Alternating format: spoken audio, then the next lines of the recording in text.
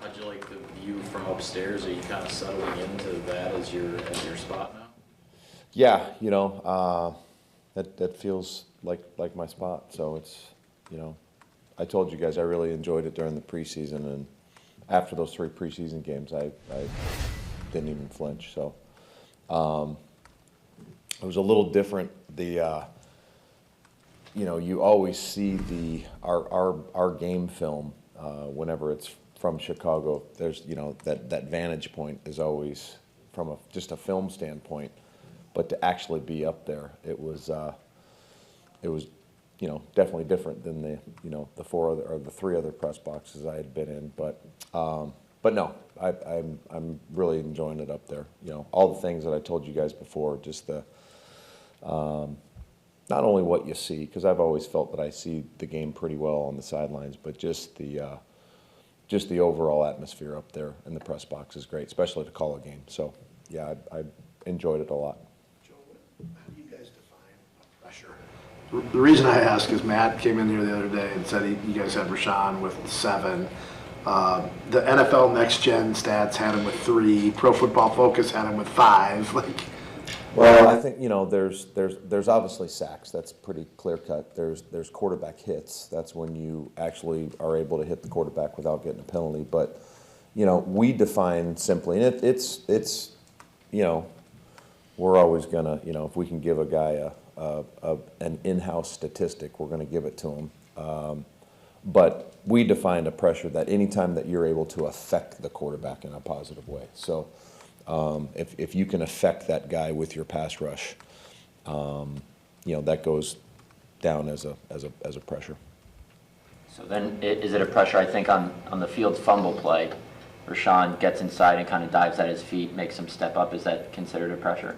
Sure. Now, that was I think was that the sack fumble that Kenny and DY split? Yeah.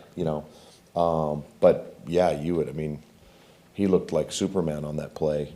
He was just the third guy to the party because DY and Kenny got there simultaneously. But it was a great play. But yeah, I would say he affected the quarterback on that play, absolutely. What sort of challenge do the Falcons pose running the football? Not only with the 2 guys they had last week, but it looks like Patterson's going to be back this week as well. Sure. You're talking about, we defended, you're going off last year's stats, but, the #1 rushing team in the NFL last week, and I think Atlanta finished the year 3rd in the NFL rushing. Really do a great job. They know what they're doing. Different, obviously, from a schematic standpoint, but the back they had last year as a rookie, I'm almost positive he set a franchise rookie rushing record. And then drafting Bijan, he's a great back. So, and then if they do get 84 back, those are 3 really good guys that know what they're doing when they got the ball in their hands. So, obviously a new challenge this week, but it's a big one because they want to run the ball and they really know how to run the ball and they do a great job with it. Did Darnell look like a different player to you Sunday, and how much have you kind of talked with him about just do your job, that's enough, just do what we're asking you to do? Yeah, I was happy with the way Sav played last week, and I think there's great expectations with him, but no one wants to play harder and play better than he does, and I was happy for him, but I fully expect him to come back and do it again this week. Speaking about Rashawn, you can obviously see numerically his impact on the game, but just vibes-wise for the defense, what's it like having him back up there? Yeah, I stand up here all the time and tell you, Rashawn Gary is a great football player. His impact is always going to be felt, but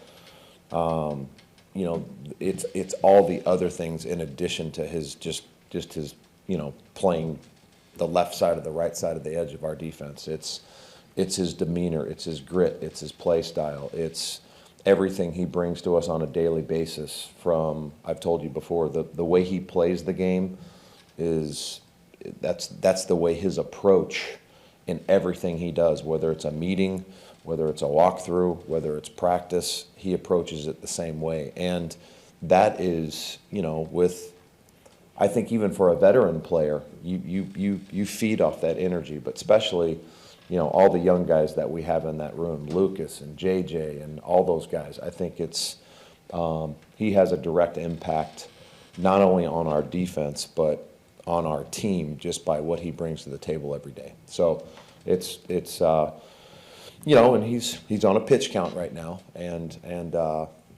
but he's doing great. It's just great to have him back out there.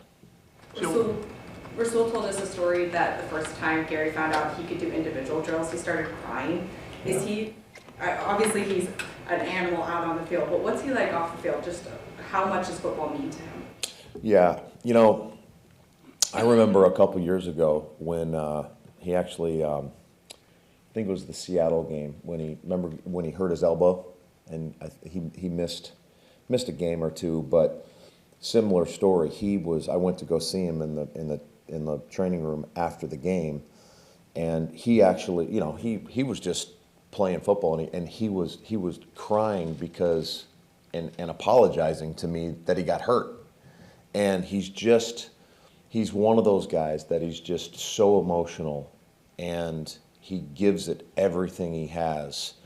That, you know, that's just, I hadn't heard that story, but it doesn't surprise me that he was just, you know, so excited to be able to go out there and work. And all he was doing that very first day was just going through individual for 15, 20 minutes. But he was just so proud and happy and emotional because it goes to show you how much this game means to him and how much he means to us when he's available. You had a pretty good view of Quay's pick six from that box on Yeah. the top. How much does that signify kind of a growth in this game? It seemed like last year he had a few opportunities to make a play on the ball and just didn't quite finish. And Yeah. at which point did you realize, that there's at the end of the play that he's not quite It's right? great, you know. Obviously, it was a great play in the game, and it's funny. I think it was this day. It was either Thursday or Friday last week. I was in the meeting room with the linebackers, and I don't know how the heck it came up, but I think they were all like talking about who has the best hands or whatever. And Quay said something, and then Dre was like, "Well, when was the last time you had a pick?" And Quay kind of thought about it, and he hadn't had a pick since high school. He hadn't had a pick like in 6 years or something. But we had that conversation last Thursday, and that was the first thing that I said to him in the locker room after the game. I was like, "We were just talking about you haven't had a dang pick in 6 years, and you got one." So, but just heck of a play by him, and just you know, he's doing good. So just I hope it continues. How important, I know it's the concussion protocol, but how important would it be, especially with the options, the playmakers that Atlanta's offense Sure. provides, how important would it be to have him out there for matchups? Oh, yeah, you always want to have your you know, good players and your best players absolutely available. So he's doing good. He's doing all the things that he has to do from a progression in the protocol. So you know, hopefully tomorrow will be a new day, and hopefully we'll have good news.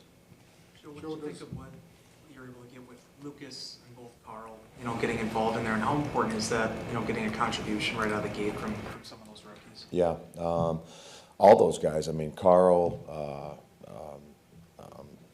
I mean, Lucas. I mean, we have a bunch of young guys, especially in our front. And I think just to think back, you know, where those guys were the very first time they stepped foot in here 6 months ago in the rookie minicamp. The good thing is that they got a ton of work in OTAs. They got a ton of work all through training camp.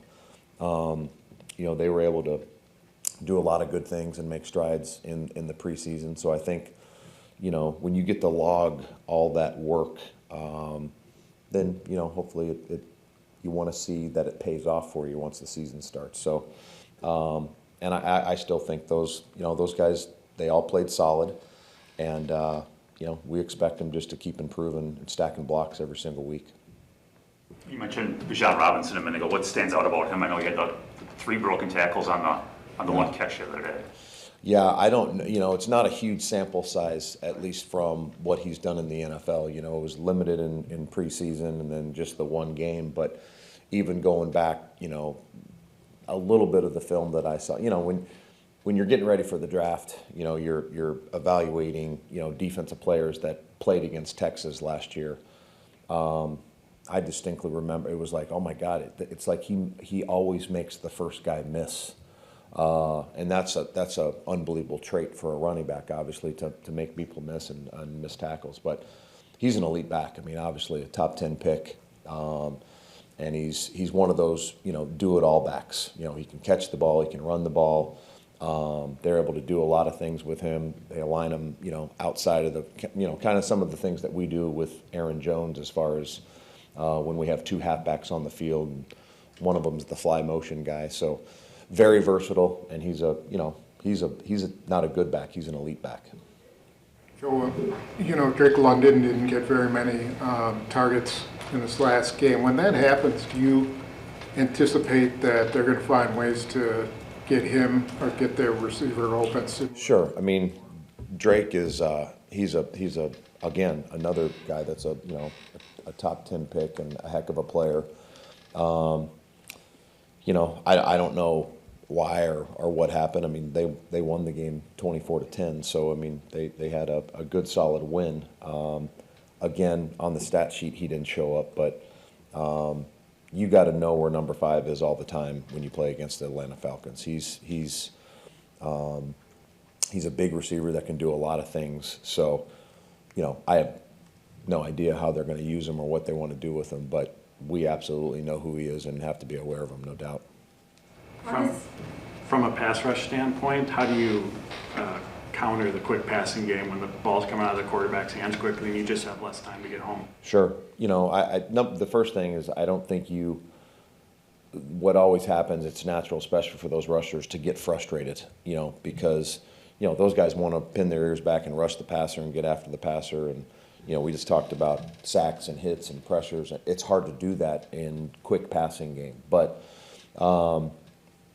you know, there's many ways that you can affect the passer, you know, even when the ball's coming out quick and things like that. You know, you can get your hands up, you can tip balls.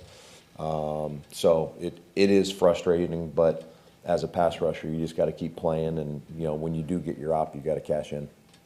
2 more. On this stat sheet, your defense did statistically very well against the Bears when it comes to turnover margin things, but players in the locker room were saying they weren't satisfied with their performance. Was that a message you relayed to them, or is that kind of an internal message? You know, that is something, you know, I don't think it's foreign to, I think all NFL defenses talk about how important takeaways are and creating takeaways and, you know, the plus-minus ratio. But that is something that we preach and we talk about, and we, you know, if you guys come out to practice, we always start individual every day with trying to create some kind of drill to, you know, simulate causing fumbles or tip passes or interceptions, whatever.